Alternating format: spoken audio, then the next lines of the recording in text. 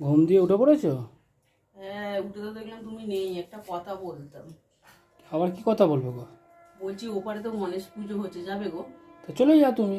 এই পা ব্যথা নিয়ে কালকে এত করলো, ব্যথা ব্যথা করে, আর আজকে বলছে আবার গণেশ ঠাকুর দেখতে যাবে। দেখো না, ব্যথা আর অত নেই, ঠিক হয়ে গেছে, ফোলাটাও হ্যাঁ, কমে ঠিক গেছে। হবে না?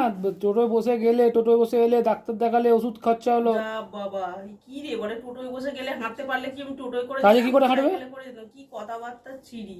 চলো চলো চলো। না, না যাবো না। কেন? না না, যা, আমি রেডি হচ্ছি, জামা কাপড়, চলো না বাবা, ঘরে তুমি একঘেয়ে রেডি হও, ভালো একা একা লাগে। চলে যাও, আমি যাচ্ছি। কি আমি যাচ্ছি? আমি জামা কাপড় পরছি, রেডি হচ্ছি, চলো তো, ভাল লাগে না ঘরে একঘেয়ে, ভাল লাগে না, চলো না চলো না, একটু যাই। যাবো কিন্তু। হ্যাঁ যাবো তো। হ্যাঁ, খালি ঘুরবো, ঠাকুর দেখা হবে আর চলে আসা হবে। হ্যাঁ, ঠাকুর দেখা হবে, চলে আসা হবে। তবে না তো কি? আর হ্যাঁ, গরু তাড়ানোর মতো নিয়ে যাবে, নিয়ে চলে আসবে, কিছু খাবো যেতে দাবো হবে না। না, আবার কি খাবে? হ্যাঁ যেতে হবে, চুপ করো তো, রেডি হয়েছে, তুমি বেশি বকো না। চলো।